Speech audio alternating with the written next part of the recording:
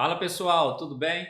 Hoje nós vamos estudar o Fundo Imobiliário VCRR11, fundo que faz parte do setor residencial, e vamos ver se existem alguns riscos dentro desse fundo imobiliário e se vale a pena investir nele. Então nós vamos dar uma passada geral no seu relatório gerencial e no finalzinho a gente vai olhar também uma análise gráfica, ok? Então vamos lá, vamos começar. VCRR11, data do início do fundo 31 de maio de 2021, então é um fundo muito novo no mercado. Aqui já embute um risco ao se investir, porque a gente não sabe do histórico do fundo, se ele teve uma boa rentabilidade ao longo do tempo, no longo prazo. Público-alvo, investidores em geral, e o gestor é VECTS, Gestão de Recursos. Qual o objetivo do fundo? O fundo aplica em imóveis residenciais e não residenciais localizados em pontos estratégicos da cidade de São Paulo. Então aqui já tem uma ressalva para a gente fazer. Então, da cidade de São Paulo. Então a sua diversificação geográfica está apenas em uma cidade no Brasil inteiro.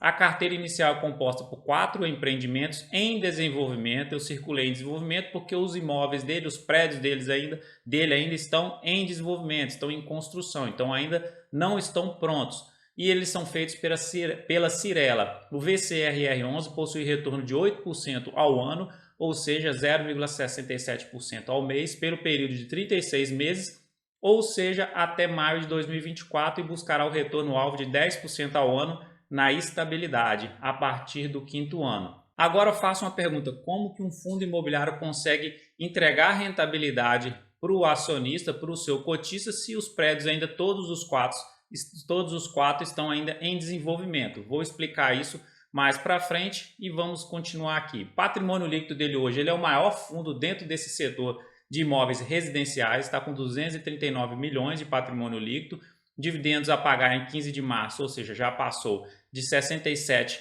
centavos por cota, e o número de cotistas, 1.998 cotistas. Possui uma taxa de administração de 0,80% ao ano, aplicável sobre o valor de patrimônio líquido do fundo, e uma taxa de performance de 15% do que excedeu o retorno de 6% ao ano, corrigindo o valor das emissões a IPCA após o período de rentabilidade garantida.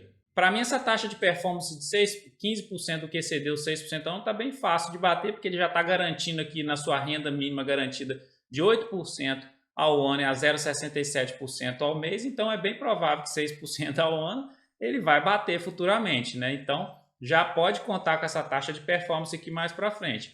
Rentabilidade dele garantida aqui embaixo, 8% ao ano, paga mensalmente pelo vendedor dos imóveis pelo período de 36 meses. Nós vamos explicar o que é essa renda mínima garantida logo na frente. O valor atual da sua cota é R$ 70, preço sobre valor patrimonial. Na hora que você olha isso aqui, 0,59, você fica maravilhado, né? Você fala, cara, o fundo imobiliário está sendo vendido praticamente com 50% de desconto, mas o mercado não é bobo, o mercado não desconta as coisas assim de forma de graça. Tem alguma coisa embutida aqui e a gente vai ver aqui do lado, olha só, liquidez média diária dele de R$ 91 mil sendo negociados todos os dias. Então, é uma liquidez média diária muito baixa, ao meu ver. Por exemplo, R$ 90 mil no longo prazo, eu tenho certeza que você vai conseguir em um fundo imobiliário colocar uma quantidade dessa.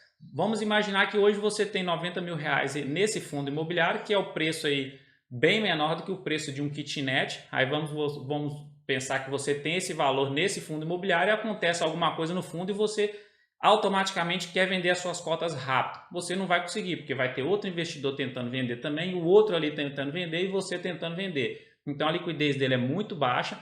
Aqui já tem um risco embutido, tem o risco do desenvolvimento dos imóveis ainda, tem o risco da parte do fundo imobiliário ser muito novo, então não é à toa que o preço sobre o valor patrimonial dele está bem abaixo do seu valor patrimonial normal.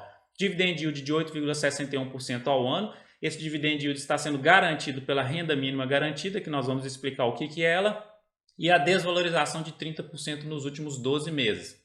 Olhando agora os seus rendimentos distribuídos, então ele está distribuído uma renda mínima garantida, olha só, está fixa em 0,67% ao mês e está pagando 67 centavos. Agora eu vou te explicar o que significa essa renda mínima garantida e como que ela funciona. A renda mínima garantida, o que acontece? Quando um fundo imobiliário inicia suas atividades, começa a construir os imóveis, como é que ele vai passar uma rentabilidade para o cotista? Como é que o cotista vai investir num fundo imobiliário desse sem ter rentabilidade pelos próximos 3 anos? Então, existe um certo acordo que eles fazem ali para garantir uma renda mínima mesmo para esse cotista para realmente valer a pena investir no fundo. Então, para fazer o repasse dessa remuneração, é preciso obter os recursos necessários da renda. E existem duas formas de fazer isso. Quais são elas? Acordo firmado entre os futuros locatários potenciais, a construtora ou o vendedor e o fundo para haver o pagamento por prazo determinado. A gente viu que tem um prazo determinado para essa renda mínima. A outra forma também seria através da parte do valor arrecadado no momento da criação do fundo imobiliário. Isto é, o dinheiro dos próprios cotistas é redistribuído. O capital foi conseguido na compra de cotas durante a oferta pública inicial, o IPO. Então, faz uma arrecadação X lá de 240 milhões de reais, parte desses 240 milhões de reais vai voltar para o seu cotista ali sendo essa renda mínima garantida durante um prazo de 36 meses, depende muito do fundo imobiliário e do regulamento ali do acordo feito entre eles. Então, essa é a renda mínima garantida. Então, esse fundo imobiliário hoje, ele não te paga uma renda através dos aluguéis ali dos imóveis, ele paga através dessa renda mínima, ok?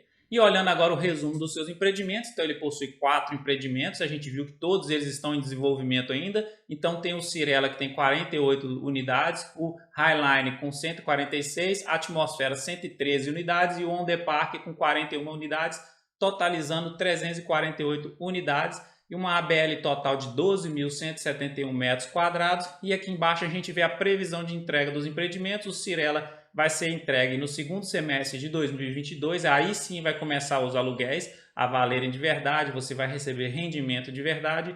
O Atmosfera no primeiro semestre de 2023, o On The Park segundo semestre de 2023 e o término da renda garantida, ou seja, vai ser lá no primeiro semestre de 2024, quando todos os imóveis vão estar finalizados e aí realmente vão estar alugados e recebendo os aluguéis e repassando isso para os cotistas.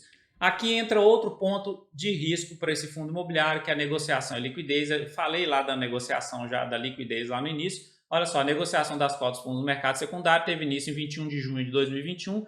Em fevereiro de 2022 foram negociadas 20 mil cotas, totalizando um volume de negociação de R$1,5 milhão de reais. Então, esse valor aqui, ó, R$1,5 milhão de reais de volume negociado no mês inteiro. É um valor muito baixo. E o total de cotas negociadas, 20 mil. Então aqui é um risco embutido na carteira também, aquele risco de liquidez ali, de você precisar vender suas cotas e não conseguir vender no momento que você precisa.